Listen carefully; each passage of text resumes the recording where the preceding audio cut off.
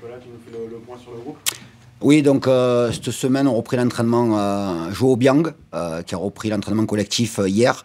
Khalid Boutaïb a travaillé individuellement jusqu'à mercredi. Il a réintégré le groupe hier aussi. Donc pour ces deux joueurs-là, on fera un point après la séance d'avant-match qui a lieu à 10h40. On a Jean Ruiz aussi qui a été embêté par une fracture de la main. Il s'est fracturé la main la semaine dernière. Donc il a fait simplement un travail individuel lundi, mardi, mercredi. Et on lui a posé une orthèse, donc ça lui permet de s'entraîner normalement. Donc depuis hier, il a l'orthèse. Il a le droit de jouer avec? Oui, il a le droit de jouer avec. Il s'est fracturé la main à l'entraînement ou au match? Non, non, au match la semaine dernière. Et donc il y avait Tino Costa dans les blessés? Tino a repris la semaine dernière, donc il a enchaîné sa seconde semaine avec le groupe. D'accord. Non, c'est rien. Qu'est-ce que ça a donné au niveau de Noesso en B? Il a fait un bon match. Il a fait un bon match sur un match qui a été intéressant malgré la défaite. Et il accumule du temps de jeu. Ses entraînements sont bien. On sait très bien que dans ce genre de blessure, quand on revient automatiquement pendant les 2-3 premières semaines, on a un peu de gaz, on a un peu d'énergie. Et après, il faut toujours s'attendre à un petit creux. Mais là, je le trouve très bien. Il a joué à quel poste? Il a joué central là. Le premier match, il avait joué au milieu et là, central. Quelle a été la teneur de ton discours cette semaine aux joueurs, Nicolas? Bon, c'est simplement essayer de se recentrer. La déception a été amère. Donc, j'ai pas parlé lundi. J'avais besoin de 24 heures supplémentaires. Puis après, on est...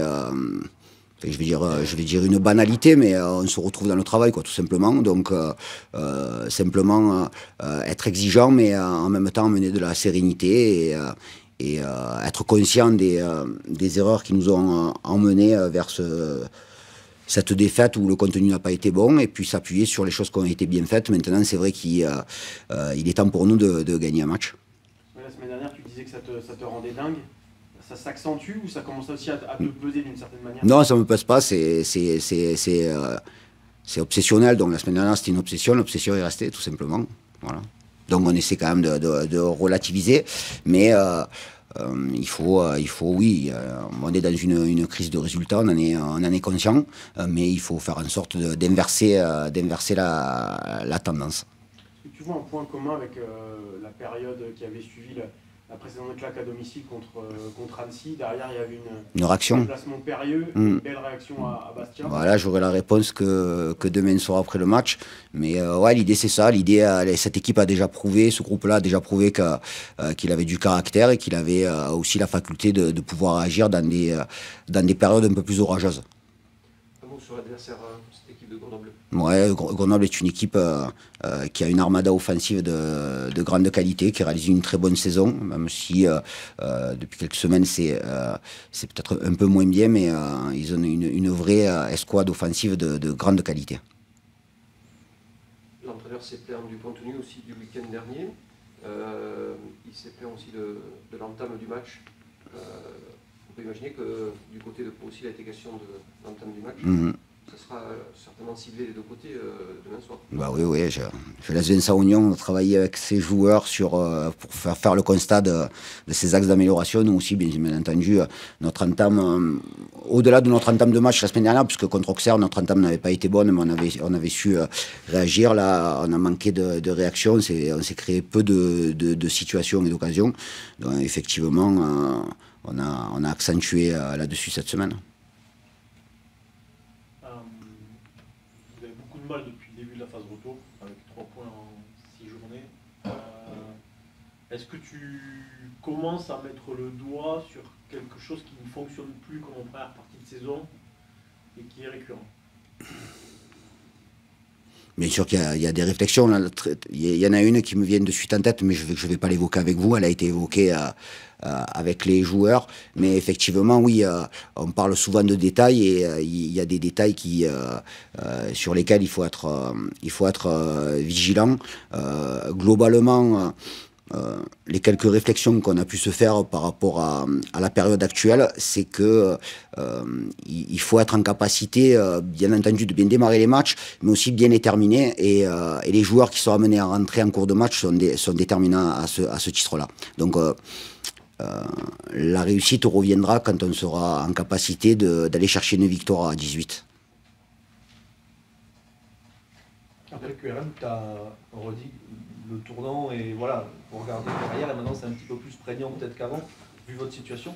Tu as l'impression que ça, maintenant aussi, les joueurs... Oui, ils l'ont compris. Oui, oui, c'est quelque chose d'ancré. Ouais, c'est quelque chose d'ancré. Il faut en même temps amener de la sérénité et du relâchement, voilà, parce qu'il n'y a pas péril dans la demeure, mais il faut être simplement conscient que chaque équipe fait tourner le compteur et sans regarder nos adversaires, on sait qu'il y a une barre comptable à atteindre.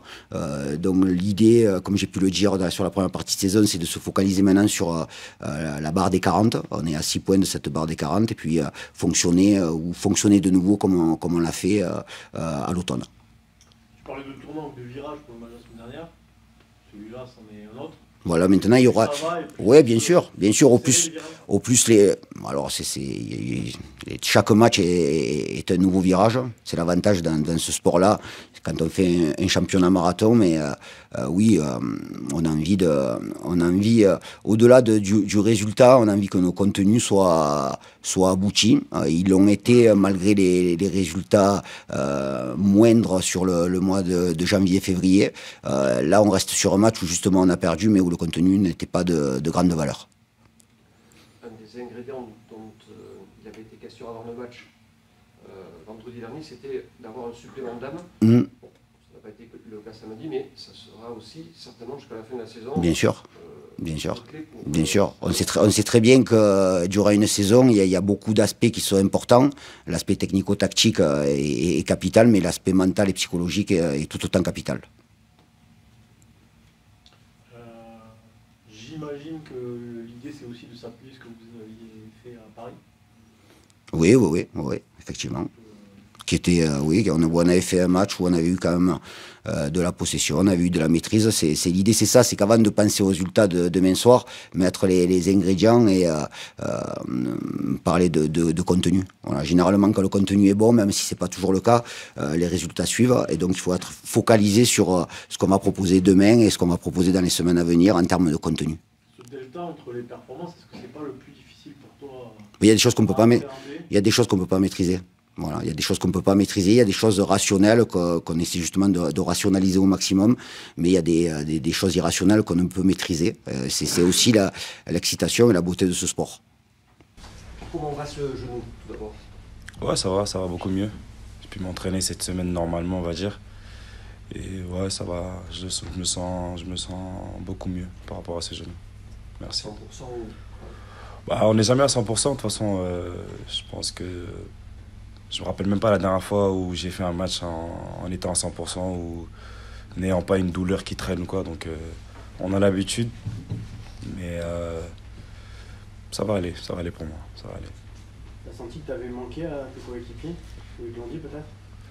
Bah, en fait, chaque joueur aujourd'hui a une importance capitale dans le groupe. On sait que dès qu'il manque quelqu'un, bah, forcément, ça peut avoir un impact sur la performance de l'équipe. Mais aujourd'hui... c'est vrai que quand je joue pas, parfois, on a certains circuits préférentiels qui font que il faut changer notre façon de jouer un petit peu. Mais ça doit pas changer le visage de l'équipe, que je sois là ou pas. Et peu importe qui est absent, on doit faire en sorte de pouvoir gagner les matchs, quoi qu'il arrive, peu importe qui est absent ou qui est là. Il y a eu plusieurs réunions cette saison entre joueurs. Est-ce que suite à QRM, vous vous êtes réunis? Aujourd'hui, on est dans une situation où c'est vraiment compliqué. Après, on va pas se réunir tout le temps parce que l'idée, c'est pas non plus de faire une réunion après chaque match. On doit se concentrer sur le terrain. On sait ce qui nous a manqué sur ce match-là. Et aujourd'hui, après chaque match, il y a toujours 2-3 joueurs qui envoient des messages dans notre groupe pour remotiver les troupes. Donc... si c'est pour faire des réunions juste, je pense qu'à un moment donné, ça sert à rien parce qu'on s'est déjà tout dit. La situation, tout le monde la connaît. Donc, on la fera peut-être à un autre moment parce que peut-être qu'il faudra la faire. Mais à l'heure d'aujourd'hui, tout le monde est au courant de la situation. Donc, il n'y a pas besoin de faire une réunion. Elle est irrationnelle, Henri, la période que vous traversez aujourd'hui au regard de votre début de saison? C'est une période compliquée. On savait qu'on allait avoir une période compliquée où on n'allait pas gagner des matchs, où ça allait être accroché, où on n'allait pas avoir de bonnes performances. Maintenant, l'idée, c'est de vraiment rebondir. Et on savait que ça allait être compliqué. On savait que ça allait être compliqué, mais aujourd'hui, c'est là où on va voir si le groupe il est fort. C'est là où on va voir si le groupe il est soudé. Et c'est important de passer par ces périodes-là. Au moins, ça nous montre que le travail qu'on a fait, il n'est pas fini. Donc, se remettre au travail, il n'y a que le travail qui va payer. Avec le fait que vous avez toujours un peu de marge, effectivement, par rapport au fond de la classe, mais que ça se réduit. Donc, il y a le juste équilibre à trouver entre la réaction à avoir et la panique dans laquelle il ne faut pas tomber, c'est ça, hein? Ouais, ça va très très vite, hein. On était encore bien classés et aujourd'hui on est dans la deuxième partie de tableau. C'est très compliqué pour nous de voir ça, mais on est face à une réalité aujourd'hui. Il faut assumer ce qu'on fait en ce moment. Donc on est vraiment moins bien, même s'il n'y a pas tout à jeter sur le match du Paris FC. On doit pas prendre ce but à la fin. Et si on ne le prend pas, on a 2 points de plus.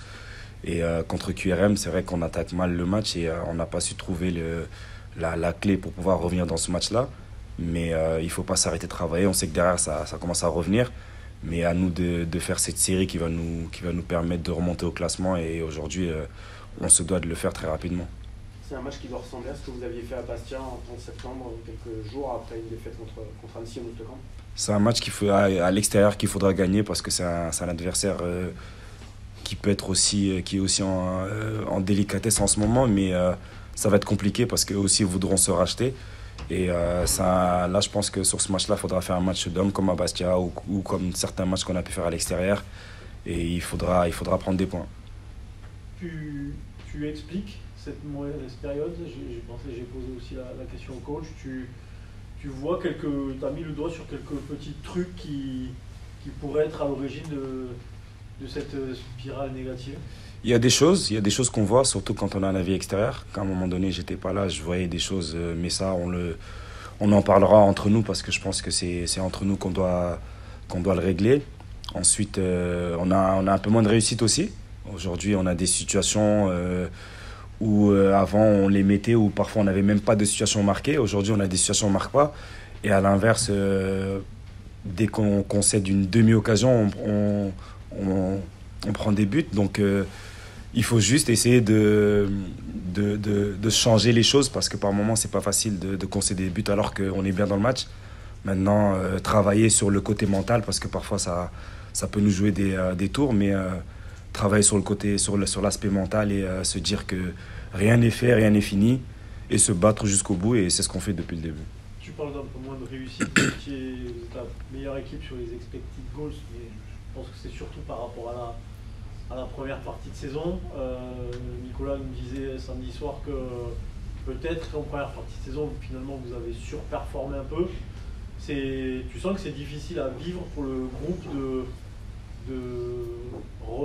revenir à la normale, entre guillemets? Non, je pense pas que ça soit. Je pense pas qu'on le vive mal parce que tout ce qu'on a fait en première partie de saison, on le méritait. C'était pas de la chance, on va dire. Et aujourd'hui, je pense que l'équipe va repartir de plus belle. J'en suis persuadé parce que le travail effectué aux entraînements est de qualité. Maintenant, c'est juste un manque de confiance, on va dire, qu'on a, que ce soit devant, que ce soit derrière. Donc, ça joue. La confiance, je pense que c'est l'élément moteur pour un sportif de haut niveau.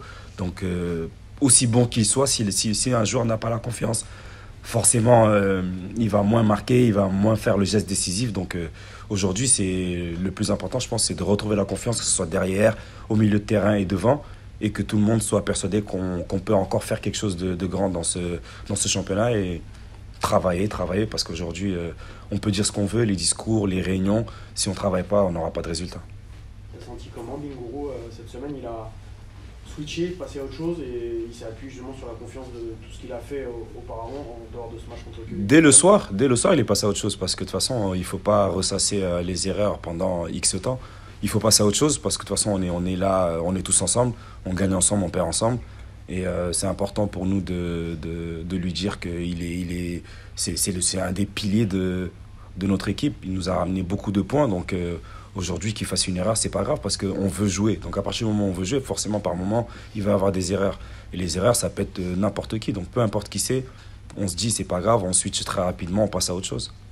La grosse différence peut-être entre votre première partie de saison et la période actuelle depuis le début de la phase retour, c'est l'attaque.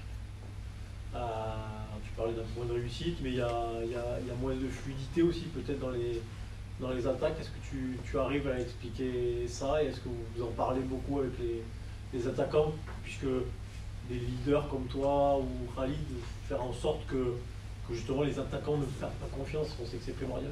Ouais, c'est une période compliquée pour tout le monde, hein. Sincèrement, c'est une période compliquée. Maintenant, aujourd'hui, les équipes nous regardent un peu plus aussi, parce qu'on parle toujours de l'aspect, oui, on manque de confiance, on manque de ci, c'est vrai, mais les équipes adverses nous craignent beaucoup plus, nous regardent plus. Et aujourd'hui, quand on joue contre QRM, qui a bien analysé ce qu'on faisait de bien, un entraîneur que j'ai connu qui, à la fin, me dit leur plan de jeu. Donc, c'est des équipes qui nous craignent aujourd'hui, donc ça veut dire qu'ils font beaucoup plus attention à nous. Donc, c'est une chance pour nous. Ça veut dire qu'on fait du bon travail. À nous de pouvoir varier nos attaques et de varier aussi nos cheminements, varier certaines choses, parce que ces équipes-là vont continuer à nous regarder et la plupart nous craignent. Tu l'as senti ça? Bien sûr. Que les équipes vous ciblent, que les équipes... il n'y a plus l'effet de surprise peut-être qu'on avait sur la première, même s'il a été assez long, quand même, c'était plus de surprise. Bien sûr, on le sent parfois, par exemple, sur des changements, quand on voit, par exemple, il y a un match où Mons rentre, tu vois, les joueurs de l'équipe, attention à lui, il va en profondeur, enfin, on entend des choses sur le terrain, donc on sait que ces équipes-là, aujourd'hui, nous craignent. Donc, à partir de là, on se doit d'être meilleur, on va dire, sur les choix, sur des animations, et à nous de trouver les clés, parce que par moments, c'est des situations où on va dire qu'on bute face à un mur, et on n'arrive pas à trouver les clés. Mais ça, c'est à nous de faire en sorte de trouver les clés pour ce genre de match-là. À Grenoble, ils vont d'autant plus vous craindre que vous avez été les premiers à les faire tomber cette saison. Tu t'attends une forme de revanche, un esprit de revanche aussi chez eux? Bien sûr, Grenoble, c'est toujours une équipe très très compliquée à jouer, parce que ils ont des joueurs qui vont très très vite, et je pense qu'eux aussi vont vouloir se racheter, parce que cette période est compliquée aussi pour eux, même s'ils sont encore très en haut, mais ils vont vouloir se racheter. Donc à partir de là, ça va être un match très compliqué pour nous. Mais nous, en tout cas, on va tout faire pour que ça soit un match compliqué pour eux aussi. Il a dû vous donner 2-3 trucs, Jordi Gaspard, cette semaine? Comment? Jordi Gaspard a dû vous donner 2-3 trucs cette semaine? Bon, on verra sur le moment. On verra sur le moment.